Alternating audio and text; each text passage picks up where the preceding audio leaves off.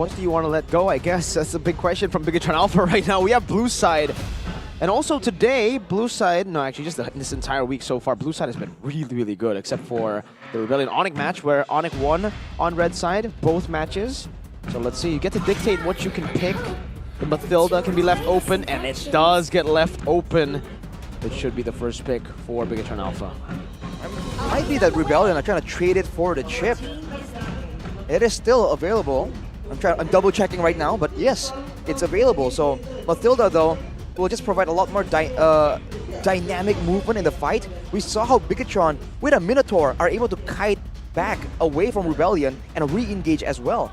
So with a Mathilda, all that becomes even better, even smoother for Bigatron. But if Rebellion can go for the global presence, then they can negate all that movement by going for that aggressive style, for yet again a pick-off kind of style. Does pick-off work against a Mathilda? I think with enough crowd control, you can. But you need to get something that is long duration. Because if you only get 1 or 2 stuns, then you can get out with the guiding wind. I think that should be left later on. Roger, Natan, Barretts, open. Okay, so we start with the Barretts and the Baramis.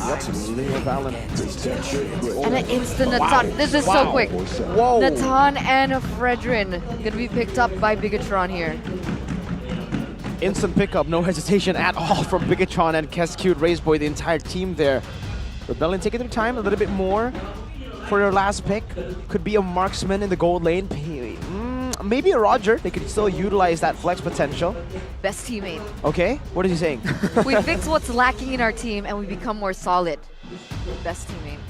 That is the best teammate. Or best teammate Mirko version. Cars? Because he doesn't say much. Oh, well, you know what? That actually supports your argument, Mirko. Exactly. It's a very good point. For Rebellion though, it seems like they're doubling down on this. They go for the Moskov as well for that AoE presence that the Natan kind of has with the basic attacks sliding through multiple members. But it seems like they're just doubling down on this. They want to go for a full-on team fight. But with a Mathilda in the picture, they're going to end up requiring some kind of lockdown. And I think, like you mentioned, Eterna, they're going to save it for the end there to ensure that they have something decisive. Franco Kaja ban? Probably. After seeing that Franco basically turn the game around single-handedly. But like this time, there's not much of a combo going on, right? Even if they go for it. It's not like a burst. It's not the instant one. It's not the instant burst, Just but like Theramis and Moskov? they can still make it work. It is still very, very scary. We all know with how crazy the Matador is. And the thing is, you can't purify out of the Bloody Hunt. So once you get quicker Bloody Hunted, usually you can just use the Guiding Wind. Here, you're like, okay, I guess I'll die. Okay. Oh man. Again, they need something that can hang on for a long period of time. And suppressions, when it comes to suppressions, it's only the Franco and the Kaja. If it all gets banned away, then with the Fredrin, you know, with a fighter, they can have quote-unquote spammable crowd control, the taunt and the knock-up. They can stop a lot of these big ultimates and allow the core members of Bigatron to slide out with the Guiding Wind as well. For Rebellion, they're banning away the Vexana and to make sure that no one gets comboed. And now the supporters are going crazy as we're approaching the end of the drafting phase. Because, you know, like the Vexana is so good because of her AoE, her knockups, her CC, and of course with the Theramis, they are going to be clumping up with one another. With the Paquito being banned out by Bigatron. They want to take away that side lane pressure. Because if they have a Moskov and a Paquito, that's so much side lane pressure. They already have an initiator, technically. Well, not an initiator, but they already have one part of a very good mid-trio. So having that Paquito power will be crazy. The chip, though, was left up for grabs, and now Mr. Audie Teasy won't be on a pick-off hero single target, but it is still a pick-off hero. Depends on how you use it. Oh, we saw how he used it against, how Baloyski used it actually against Skyler to pick him off. We have a coach from Coach Razeboy. Keskute can discuss with players so players can play without burden. I think this was referring to their interview. Yep. That Razeboy's, is he strict as a coach? Razeboy? Is he hard? Yeah, he's the strictest coach of all time, man. Okay, that's sarcasm. No, like Really? this guy will literally not give the players food if they... No, he's not that strict. They lock the play. He locks the players up in a room if they don't perform well. That is Of far course from not. the truth, guys, They're please. grounded if they don't follow orders. But Bigatron, if earlier they used the Minotaur, now they're using a Terizla and a Gourd that can technically just nuke down the whole roster of Rebellion if they clump together for a big fight.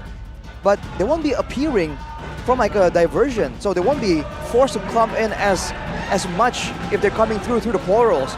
So for Rebellion, final pick right here. What do they want to get? Is it some dominance, some split pressure, or is it going to be more team fighting utility? Free for cars. Dairoth. Oh, that is what? a good pick, man. Ooh, I like that pick. Wait, Dairoth mid? Jungle? No. Jungle. Wait, no, wait. It was on Suelo last. Yeah, they probably swapped it. It's either jungle or XP. In the jungle, okay, I like it more as an XP actually, but Jungle. jungle. Not that bad in the jungle either, but a bit more vulnerable. Okay. Man, I think when it comes to the neutral objective contest, that Dairoth is going to struggle a little bit. But when it comes to a 50-50, if they can make sure that the setup gets disrupted, I mean, the Abyssum Strike can be a great tool in securing these neutral objectives. And in the jungle, you can bring that armor, that physical defense shred to a lot of different lanes, and especially against Terizla, that can be a great tool to really get your EXP laner ahead. But now we jump in the land of Dawn once again, ladies and gentlemen, for the second game of this best of 3 series. Rebellion looking to go for as many points as they can, looking for a 2-0 that will grant them a Giant Slayer title if they can pull this off. So here we are, ladies and gentlemen. Game number 2 between the Blue Bulls and the Red Robots. One blue, one red, one a robot, one is a bull. Meow. Meow indeed. That is the battle that's cry not the Bulls. of the Bulls. No. Well, Audi TZ going with the concussive blast, so not the quantum charge which Beloyski used to be a lot more pesky, a lot more sustainable in the jungle. In this EXP lane, though, Cars and Sorizo just duking it out, but Sorizo seems to have a bit more outplay potential here, maneuvering around the damage the Barats can lay down. In that EXP lane, so the Terizla has a better time, right? Yeah. Should I would say be so. early on, but then later on when he gets his big guy stacks, it might change. Okay. But what about the gold lane? Bro lane. This is going to be farming for both these players. There's the emblem for GamesMax though, and D recognizes that he might be in danger. He's going to be in the thick and thin of the fight. So, tenacity for him. Emando, on the other hand, doesn't really care. He doesn't feel that threatened. He knows that he has a guiding wind. So he goes with the Bargain Hunter and the Weakness Finder just to get pretty good laning phase, but also to try and get to snowballing as Audi TZ goes for a gank. Some damage back though to D and Audi. But he does get out unscathed in the gold lane. So perhaps things are going to get interesting in this EXP lane now that the turtle is moments away of spawning. We can see that perhaps Rebellion are looking on for some damage onto the Terizla to gain some control, but Vincent's already going to start it. He gets resetted. What are these teams planning? Bigatron, they're back in the midst of it as well. Audi TZ perhaps looking for a moment? Chomp down as well. Cars not going to chomp down on anyone just yet. Super Ken goes back towards the turtle. And maybe the Dairoth is used up. Oh, Denton is welcome. Now instantly Mystic Gush cancelled out, but Sorizo jumps into the back line, able to stop everybody. There's the Appraiser's Route will be used up by Super Ken and go and chain it together with the Retribution. Swalo with the Flicker, bringing Sorizo and Keith back for Vincent to take down. First Blood coming down as now the Spear of Destruction doesn't actually connect. 1-for-1 neutral objective for the kill by Vincent, but we still want to continue. Super Ken still around. Vincent jumping in, but it's going to be baited in onto Sorizo. Oh, and a Abyssum Strike as well. Oh, Vincent with the damage, and Sorizo pulled back Sway Low claims that kill, and now it's an all-out win for the Blue Bulls, but hold up, Circling Eagle again. That's a knock-up into the Mystic Gush, and Sway Low falls! Trades after trades.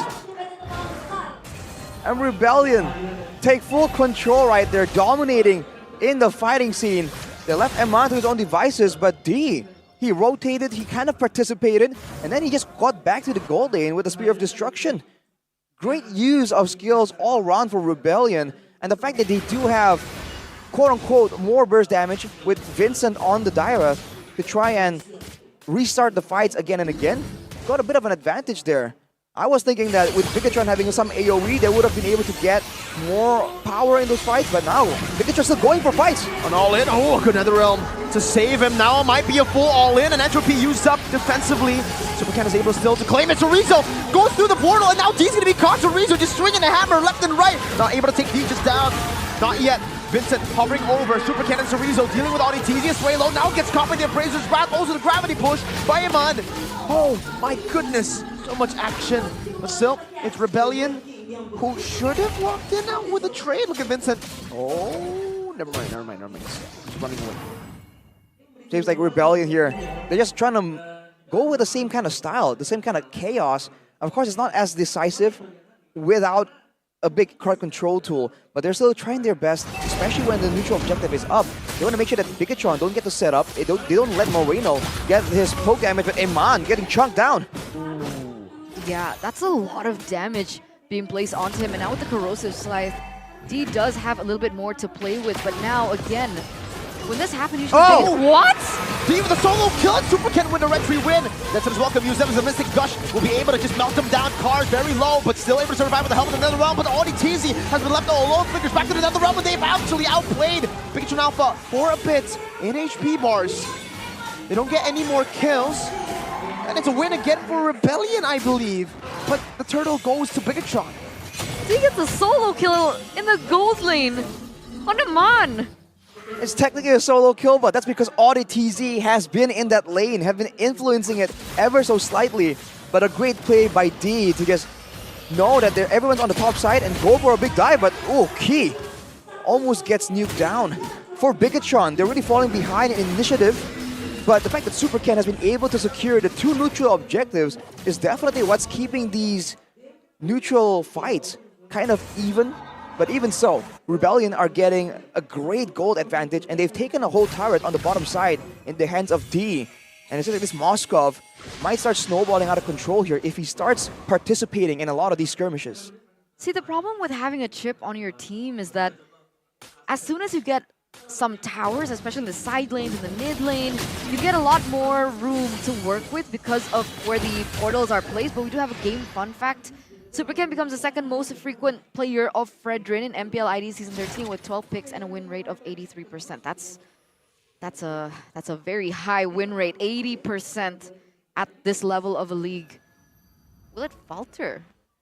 Ooh, it might go below 80%. We'll have to wait and see. Looking at the gold disparity, only 800 though.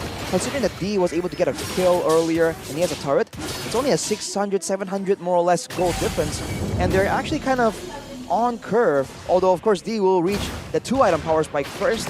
We'll see if he can kind of leverage that as Auditizia. This seems to be the rotation here. Send Audi to stick around with D and let everyone else do their aggressive maneuvers. And that way, they ensure that the gold lane, you know, there's the throw lane still, but Rebellion can kind of influence it, but still have a 4-man team trying to fight for the neutral objective. Mon picks up that item. I wonder if it'll make a difference. Oh! A win from Vincent, all-out win in the 50-50 battle. Chorizo and Vincent all caught.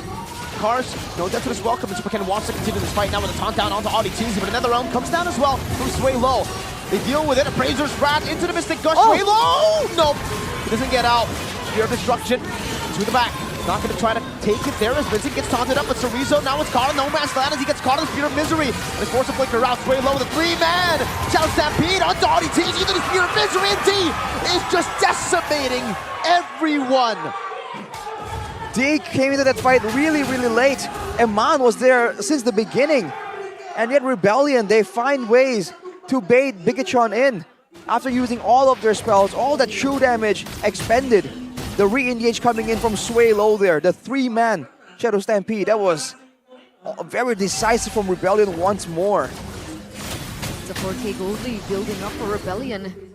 Reaching that 5K peak. D already on the next objective. Already eyes on the prize here. Oof. Being able to pick up another tower. That's more space for Audi TZ to maneuver around the map. And that's him on a 3-item power spike. Earlier, right before that fight, we saw Eman finish the Starlium site. He's a long way from his 3rd item. And this means that D has full control. He just go aggressive in a lot of these fights. And he can still farm a lot more aggressively because of the potential backup that his team can provide from anywhere. And the fact that he has a global ultimate they can throw down from all the way across the map. So he is just farming as much as possible right here when there is a lull in the fighting. I have a question though. If this goes into the late game, Bigatron has an advantage, right? In the late game, oh wow, I feel like because there's true damage for both Moreno and Eman, they do have a bit of an advantage, but they still have to play around the Netherrealm. I feel like that Netherrealm factor is what is becoming a bit of an equalizer in a full-on fight. And Rebellion, like GeekFam in the previous match, have that global presence, whereas for Bigatron, they're a bit more locked in how they want to approach these fights. So I think overall it becomes somewhat even, but when it comes out to a full-on fight, I feel like Bigatron has more to play around with when it comes to combos and AoE.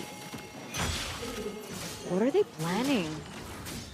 Are they looking for a potential backdoor? Moscow? Definitely looks like it. You want to try to go for that turret, constantly put on pressure to Bigatron Alpha, knocking on their base. Oh, hang on. The bottom lane, they're actually going to go on to D, who's very, very low. D! Wow. Holy moly! With the outplay, the spear of Wow. destruction, D! With a double kill! Outclassing Eman and Key. He was that. What? What a monster! 403. Amanenki gets taken down. That's insta value for Rebellion. Being able to get way more value and being able to pick up this Lord. What? That was disgusting, man. There's no way it should have played out like that. The Mathilda and Nathan play attempt from Bigatron immediately shut down. And with that, also the Lord. Rebellion now. It's all about that siege. Technically for Bigatron, the high ground is still very real. With a Gourd, with a Nathan, and with Sorizo that can deter any kind of dive to stop the wave clear. But 8K gold lead for Rebellion, and D is just getting further and further out of control already on the Malefic War before Eman can even finish that Holy Crystal. I still can't get over that. I still can't get over that. He should have died in that Mystic Gush coming in from Moreno, but he was able to dodge out of it, gain some more momentum and HP, and then he speared back in onto Eman. And there we go, another play. And a flicker as well. Oh my god, where did Super Ken go? Eman with Entropy trying to go back and kite back. Clearing out the Lord for now, defending for now, but it's a 9,000 gold lead on the hands of the Rebellion. They're marching down against Bigatron Alpha. It seems like Rebellion's still waiting to re-engage now. Even Sorizo getting another down.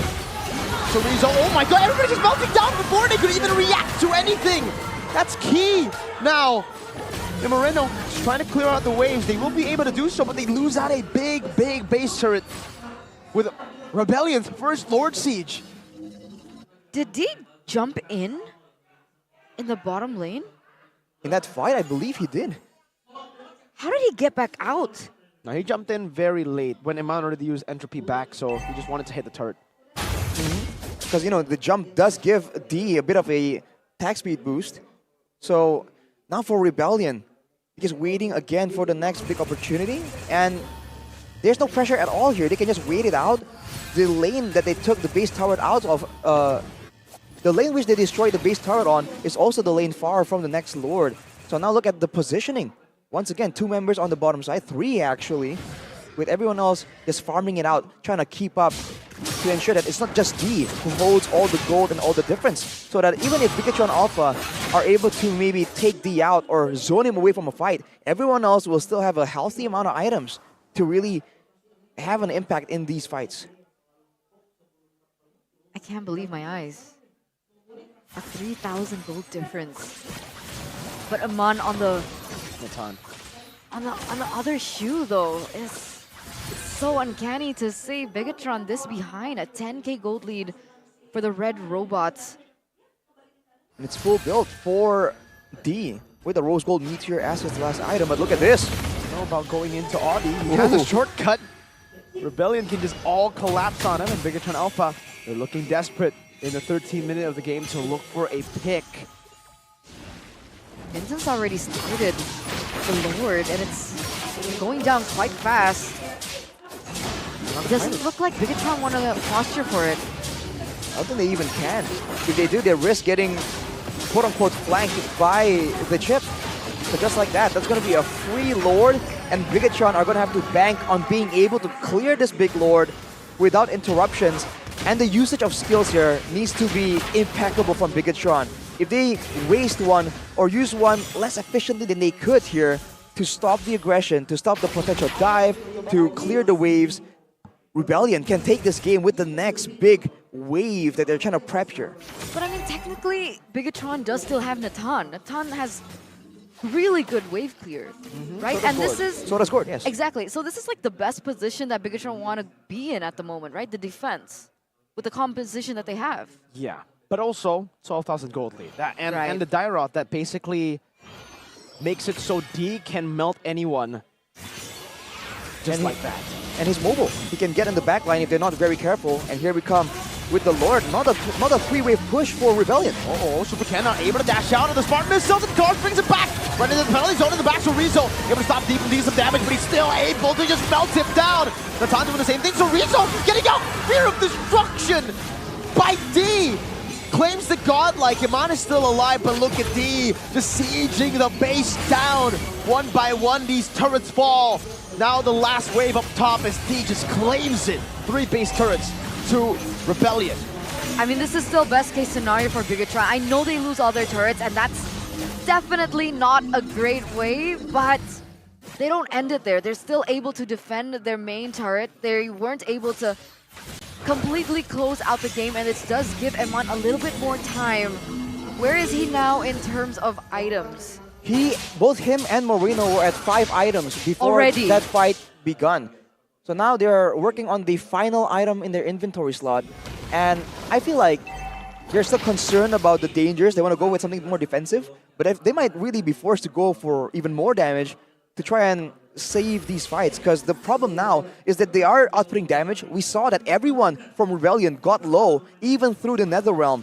But the front line, Super Ken and Sorizo, had to fall victim just in order to buy them that time. So I think the front line is what we are the ones who really desperately needs more items to survive from the damage that Rebellion are just outputting, especially with Vincent, right? The debuff. But I mean, at this point of the game, it only takes one mistake by Rebellion Yeah. for this to completely turn around. That's what's scary.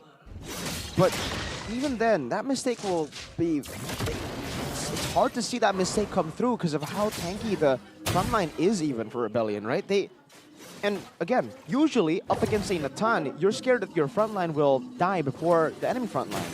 But in this situation with Vincent, you can actually delete the frontliners of Bigatron Alpha quite easily with the Moscow. Get that second skill off from Dyrot, and then D does its thing, man. And not only to one person, to multiple members. And the fact that D is also on the Inspire, it's a bit of a necessity for the Moskov, but it also means that in that decisive moment where you're trying to see who's gonna outlast who, that Inspire is a big tool that Iman does not have at his disposal. So with the Lord, it's like Super Ken wants to try and contest, try and get a bit more. They don't want to just leave it open to be taken. It's gonna be a big problem for them. But, oh, whoa!